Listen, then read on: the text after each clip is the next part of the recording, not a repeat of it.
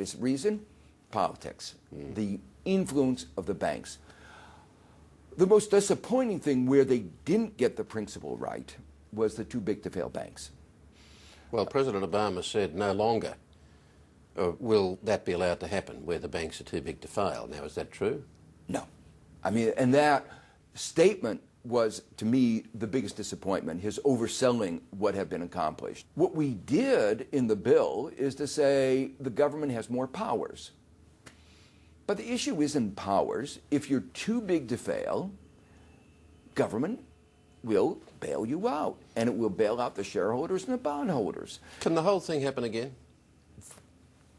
It can, and it almost surely will happen again, because we didn't deal with the problem of too big to fail banks is one of the reasons why it will happen again. And we didn't really deal effectively with all the kinds of excessive risk-taking, all the problems of lack of transparency that were at the core of this crisis. And so, yes, we understand what the issues are. We understand the issues better than we did 3 years ago. But politics intruded, the power of the banks was too great. They're making $20 billion off of derivatives. So rather than lending, they're engaged in all of these kinds of gambling and excessive risk-taking and generating large profits. But it's not helping the American economy, and it's putting at risk American taxpayers. In your view, how close did the global financial system genuinely come to a collapse? That's a good question, and I think it actually came very close to a collapse. And by that I mean the following.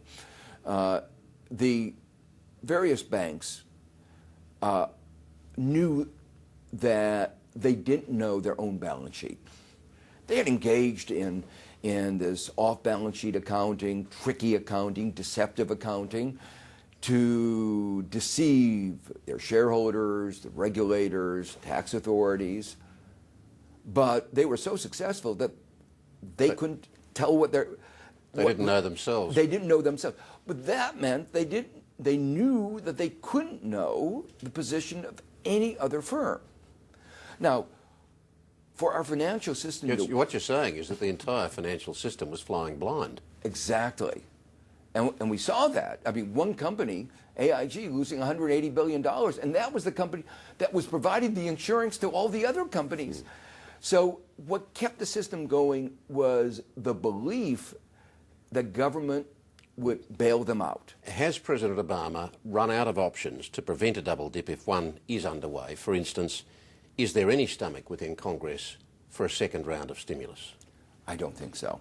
So I think you are right, that we've reached, in some sense, the end of the tether. Monetary policy has almost no power to stimulate the economy. The Federal Reserve already has on its books more than $1 trillion of mortgages. We've become not the lender of last resort, but essentially the lender of first resort for the entire housing market of the United States. So, and we're supposed to be exiting from that. So monetary policy has reached its limits, and unfortunately, fiscal policy has reached its limits. I'm not sure how much you know about Australia's stimulus packages in response to the crisis, but to the extent that you do, how did the quality of Australia's stimulus compare with that in the US and elsewhere in terms of its effectiveness? Yeah, I did actually study quite a bit the Australian package, and my impression was that it was one of the best designed of all the advanced industrial countries. When the crisis struck, you have to understand, no one was sure how deep, how long it would be. There was that moment of panic, rightfully so, because the whole financial system was on the verge of collapse. In that context, what you need to act is decisively. If you don't act decisively, you could get the collapse. It's a one-sided risk. There's been a lot of criticism of waste in the way some of Australia's stimulus money was spent. Is it inevitable, if you're going to spend a great deal of government money quickly, that there will be some waste? And can you ever justify wasting taxpayers' money? If you hadn't spent the money, there would have been waste.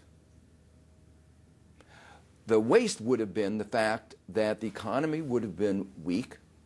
There would have been a gap between what the economy could have produced and what it actually produced. That's waste. You would have had high unemployment. You would have capital assets not fully utilized. That's waste.